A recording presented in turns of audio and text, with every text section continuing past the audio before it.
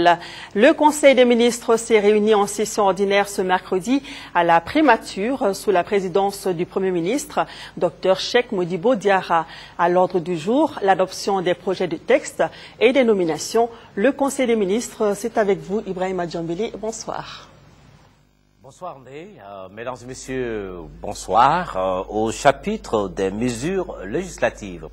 Sur présentation du ministre des Affaires étrangères et de la coopération internationale, le Conseil des ministres a adopté un projet de loi autorisant l'adhésion du Mali au deuxième protocole relatif à la Convention de la Haye de 1954 pour la protection des biens culturels en cas de conflit armé, adopté le 26 mars 1999 à la Haye, aux Pays-Bas.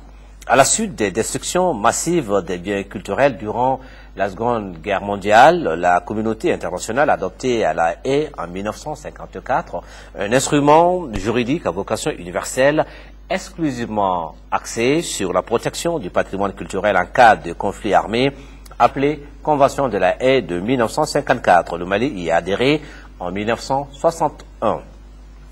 La convention a été complétée par un premier protocole dans le but de prévenir l'exportation des biens culturels d'un territoire occupé et d'exiger le retour de ces biens dans l'état dont ils ont été exportés.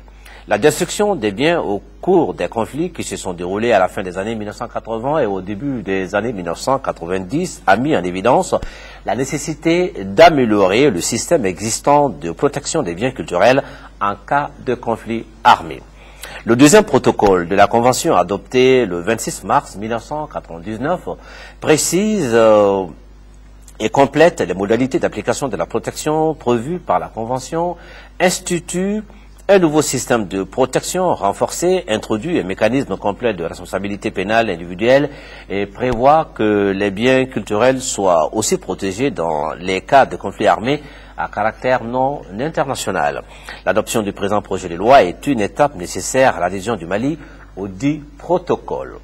Un projet de loi autorisant la ratification de l'accord de prêt signé le 9 mars 2012 entre le gouvernement de la République du Mali et la Banque d'investissement et de développement de la communauté économique des États de l'Afrique de l'Ouest, BIDC, pour le financement partiel du programme de développement de l'irrigation dans le bassin du Bani et à Séléngué, PDI-BS, phase 1. Par le présent accord, la Banque d'investissement et de développement de la communauté économique des États de l'Afrique de l'Ouest consent à la République du Mali un prêt d'un montant de 6 738 316 unités de compte, soit 5 milliards de francs CFA environ. Ce prêt permettra, dans le cadre du programme de développement de l'irrigation, dans le bassin du Bani et à Séléngué, l'aménagement et la mise en valeur de 85 000 hectares de terre dans la vallée du bassin du Bani et du Sankarani. Le programme vise, entre autres, l'atteinte des objectifs du millénaire pour le développement et la recherche de la sécurité alimentaire.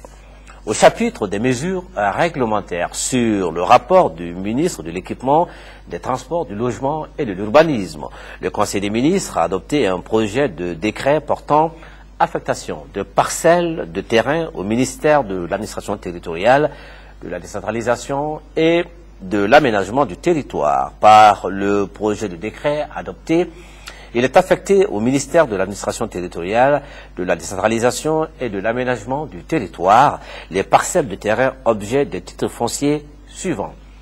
Titre foncier numéro 42 441 de Kati, d'une superficie de 5 hectares, 86 ar, 84 centiares, 6 à Dialakorobougou, Moutougula, dans le cercle de Kati. Titre foncier numéro 42 442 de Kati, d'une superficie de 112 hectares, 49 ar, 72 centiares, 6 à Dialakorobougou, Moutougula, dans le cercle de Kati. Les dites parcelles de terrain sont destinées au recasement des populations de la commune 5 du district de Bamako, touchées par les travaux de réhabilitation et de lotissement des quartiers de Kalabankoura Sud, Extension, Bako, Dikoroni, Sabalibougou et Daoulabougou.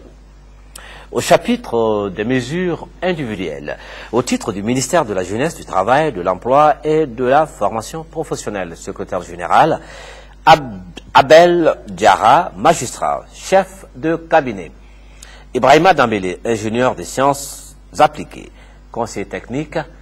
Amadi Gansiri Bachili, administrateur des arts et de la culture. Baba Samba Mahaman, administrateur civil. Youssouf Koulibaly, administrateur civil. Djibril Angoïba, inspecteur des services économiques. Madame Oumou Dambélé, administrateur du tourisme. Chargé de mission, Philippin Diakité, journaliste. Madame Diop Binta Diallo, diplômée en sciences et techniques de l'information et de la documentation. Moulay Assantal, éducateur spécialisé. Voilà, Ndeye Sissoko, ce qu'il fallait retenir du Conseil des ministres de ce mercredi. Bonne suite.